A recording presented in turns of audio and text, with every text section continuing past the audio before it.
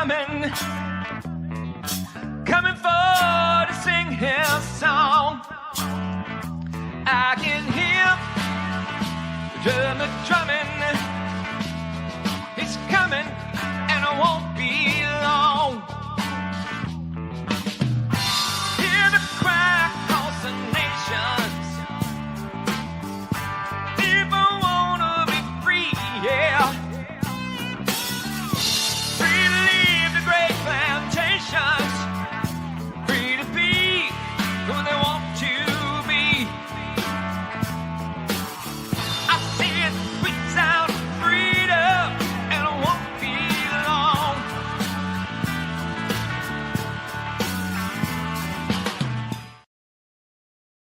Hey everybody, it's Everett with Ohio for Freedom. It's Thursday night. What is this, the 4th already? We got slapped in the face with this crazy veto. Governor DeWine thinks it's perfectly fine for confused testosterone influenced young males to evidently shower with his grandchildren or whatever, or check into a clinic in Ohio to talk about the transgender hormone therapy or whatever. It's totally crazy. We're not going to stand for it. And here to help me talk about it is Tom Z with We the People Convention. Tom, thank you so much for taking time to be with us tonight to help us talk about this important issue. Everett, thanks for inviting me. Glad to be with you this evening. I know that you're keeping a pretty busy schedule, because as we were going through the text, are you available, Kenya? And like this time was not of it, this and what, scheduling.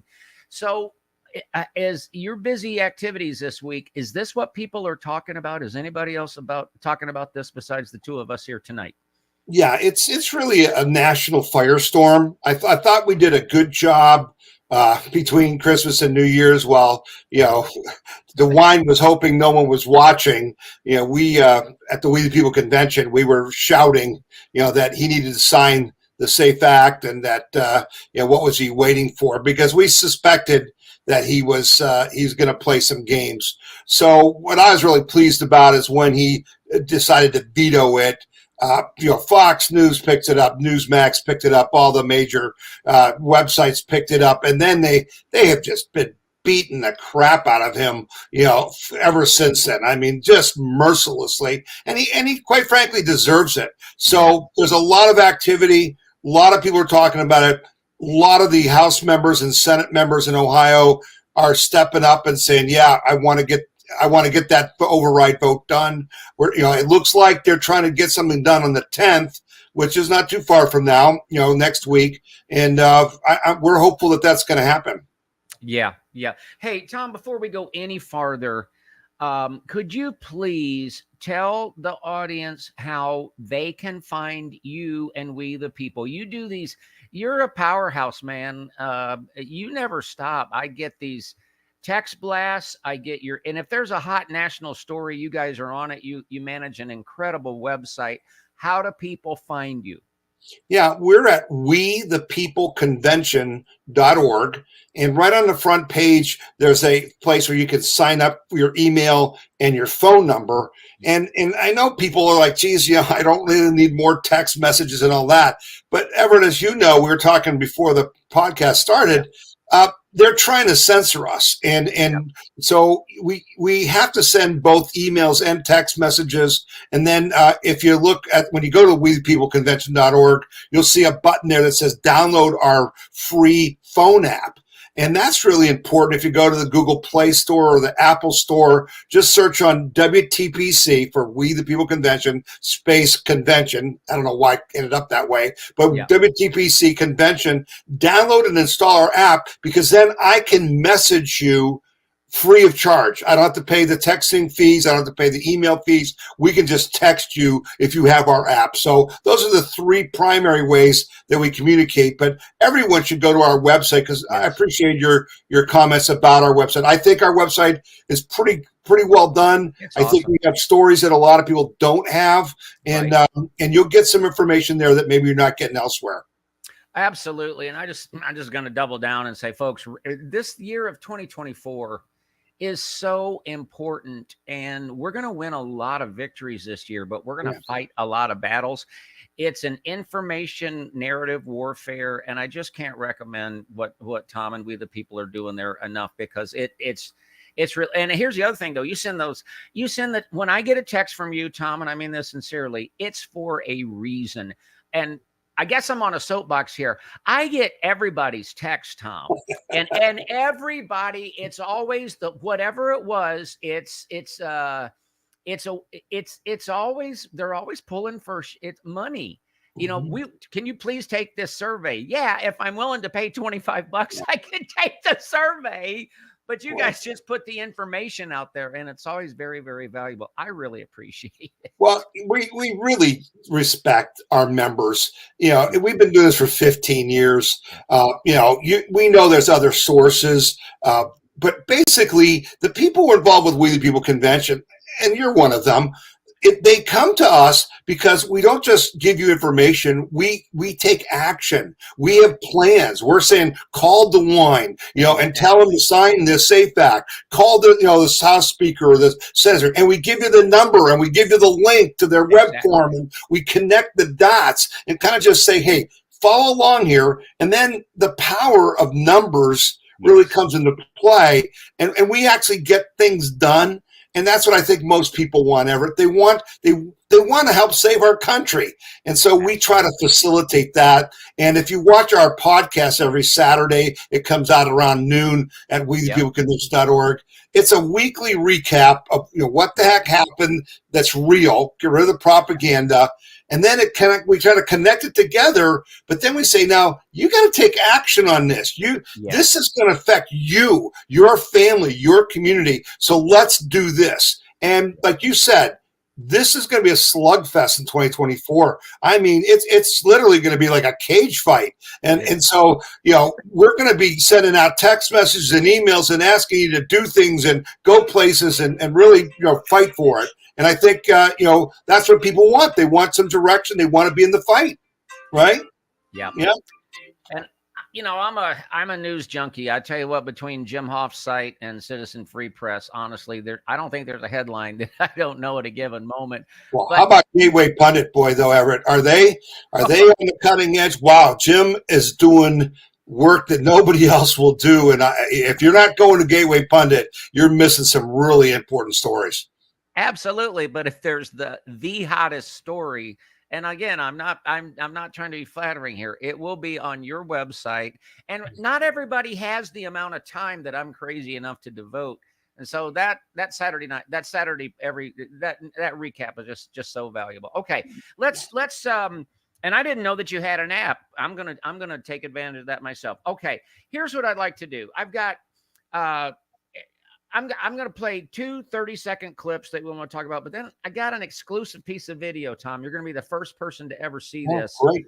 And I want to get your reaction, but I played this and I was hoping to have us on. That we had a great time with Representative Jennifer Gross yesterday, but let me just play this and then we'll talk about it. No. Right. What is it from your story that you would say to Governor DeWine, who says that parents should have this right? If they agree to it, they should be able to help their child do this experimental transition to another gender. Well, parents don't have a right to abuse their children. This is no different from any form of abuse. This is the sterilization and mutilation of thousands of children happening within the state that he is being entirely complicit in. He has made the choice to continue this. What's your reaction to that, Tom? Yeah, I think she's right on the money. It is child abuse. I think one of the lesser picked up keys to this whole story, Everett, and I think it was Matt Huffman, the Senate leader or someone like that, who said this. Here's the truth. Most of these transgender children, their parents have mental issues. That's the truth.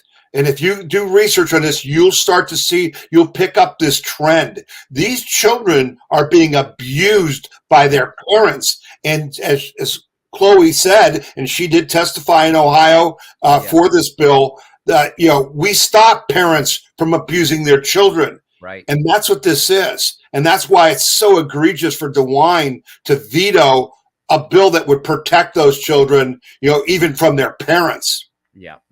I've got a direct quote from DeWine's lengthy rambling reasons, but this is a quote. Were I to sign House Bill 68, or were House Bill 68 to become law, Ohio would be saying that the government knows better what is medically best for a child than the two people who love that child the most, the parents. But Tom, I don't remember him being concerned at all about the parents' opinion when he wanted to slap a mask on them and keep them out of school for months and months on end. Do you? Did never raise an objection. Never even listen to them. But you know what? There's a connection now, Everett. You're tying two things together, because the people that DeWine talked to in vetoing this SAFE Act were children's hospitals, don't you know? And the Ohio Hospital Association. Well, guess who he was talking to during COVID? He was talking to the Cleveland Clinic and the hospitals who have given lots of money to Governor DeWine. Okay? And so there's a connection here. He's listening to the people who pay him and are manipulating him. I agree. And here's what I'm going to do. This is a first ever. I've got another clip with Chloe, but the bombshell in that, Chloe, just for sake of time, she was on a Zoom call with Governor DeWine. She said that on Fox. So he can never look the creator in the eye and say, I didn't know about this. It's just unbelievable. Now, Tom, this is a little bit lengthy. And no, I do not think that I'm James O'Keefe. And I will explain to you and the audience that I kind of constructed a cover story in my mind. Turns out I didn't even need it. I could have just called and said, hey, I want to schedule my kid into your clinic, but I'm going to go ahead and play this. And then because this was news to me, I wasn't sure this could happen, but here we go. Thank you for calling the Division of Adolescent and Transition Medicine at Cincinnati Children's Hospital Medical Center. To schedule, change, cancel, or pre-register for a visit, please press 1. So it's a real call. Thank you for calling Cincinnati Children's Hospital Scheduling Center. Your call may be monitored or recorded for quality assurance. I'm expecting to be busted any minute. You know what I'm saying? Good afternoon, Scheduling Center. Pamela speaking. The last name of the patient, please. Robbins. First name? Bobby. I'm calling about a new 5/14/2018. I'm calling about my grandchild. That'd make the kid 5.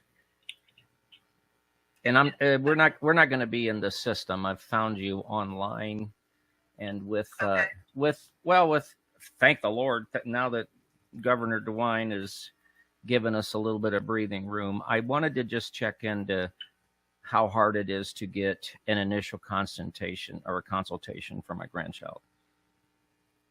For what department? I believe this is the number for Transgender Health Center. Okay. And I called the Dr. Leanne's number, but there was nobody answering over there. So if you could just, anyway. But this is just the number that I found for you guys online. Okay. So we definitely schedule for that. I believe we are booking out until February, early March. Okay. And we do have some different locations. We have either the Burnett campus and Liberty. Typically, the first appointment, you're just there to speak with the doctor. The doctor determines whether or not if the patient is, really transgender or not. What route the patient is trying to go. Yeah. They also refer you out for counseling services if the patient or the family needs counseling as well. Right. But that first consultation is basically just to figure out what's going on with the patient and then moving forward. So we can definitely schedule something if you would like. Well, let me run a couple things. I do have sole custody of Bobby. Hopefully things will change with my daughter at some point. At some point one of these rehabs has to work, doesn't it? But I've put in a call to HR, so I'm not quite sure where, like, if I just had to pay, and I don't care, I don't want to let too much time go by. So if I had to pay for that initial consult out of my pocket. I mean, I can do that, correct? Oh, yeah, definitely. You can pay for that appointment out of pocket if we do not accept your insurance. Right. Now, cost-wise, I do not know. I would have to get you over to billing. They can give you the full rundown on how much that type of appointment will cost.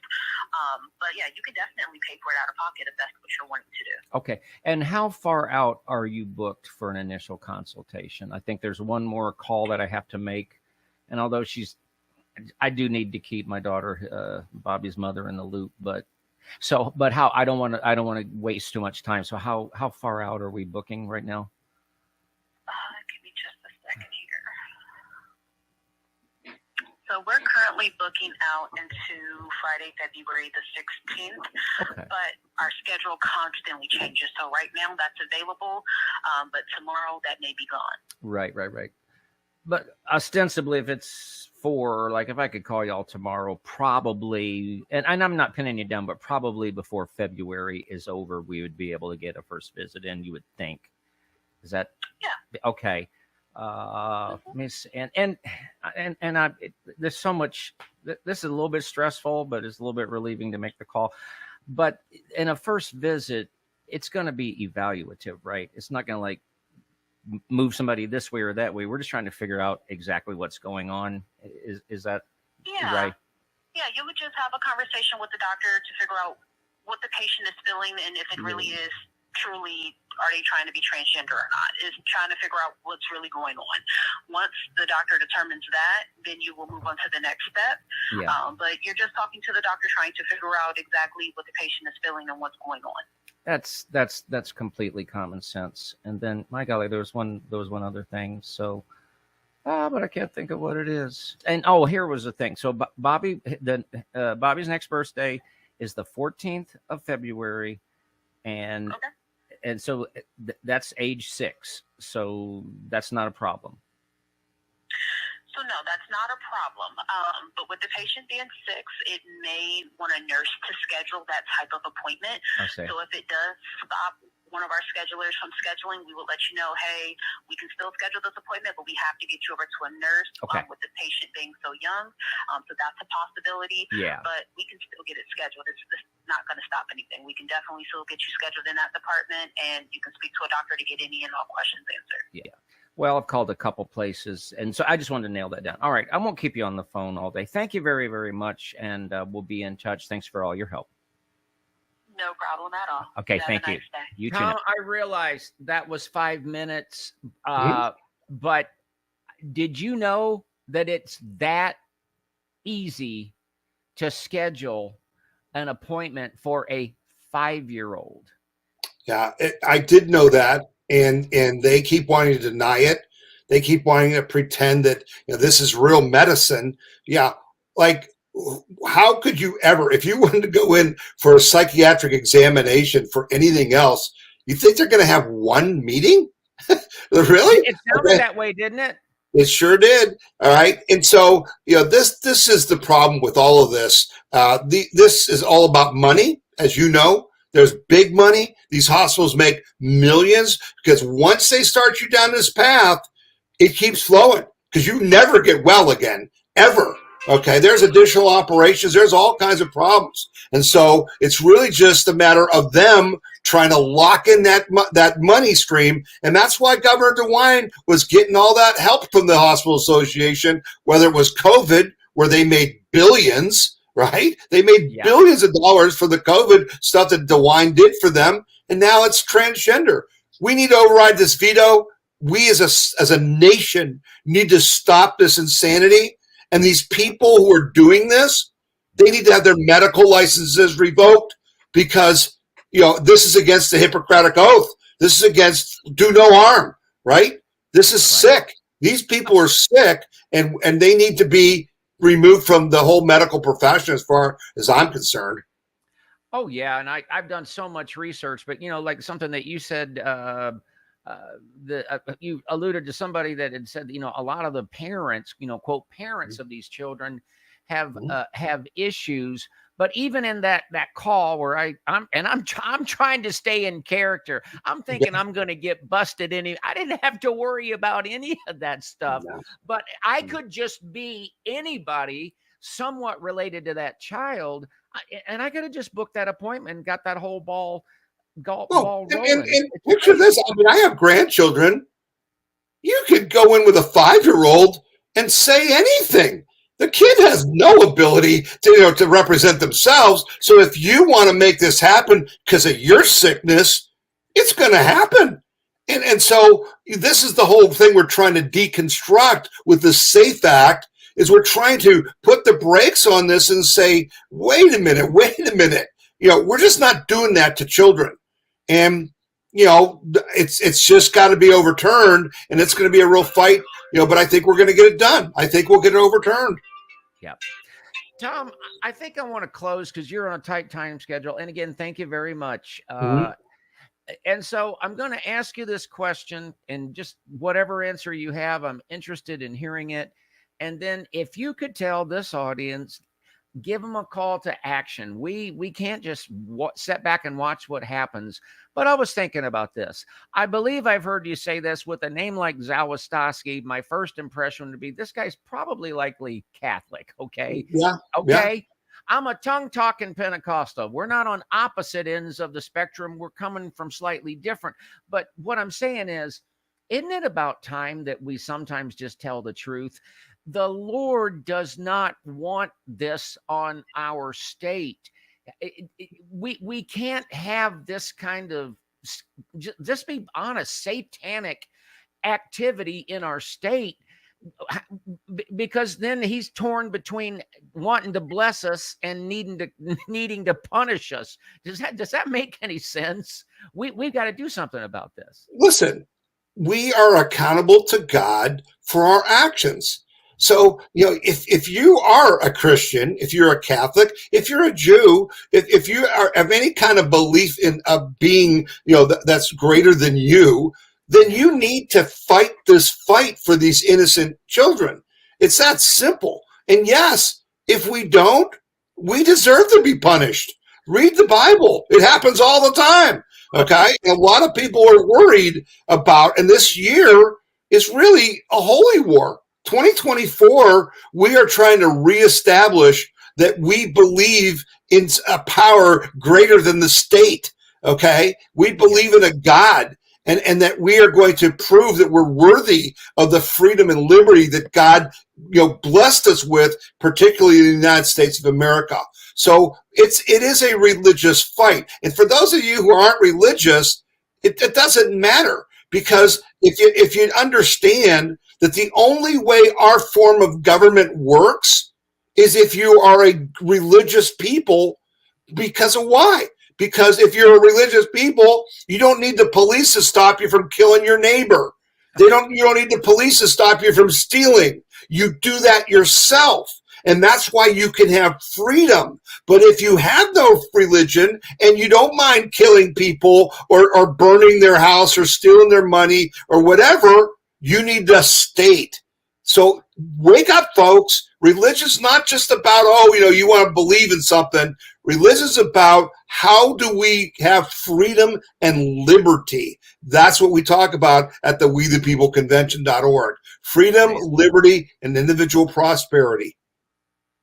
Woo, brother, that was well said. Okay, so we're going to let you go with this. If somebody says, okay, I want to do something, what can they do? Well, first of all, what should people do?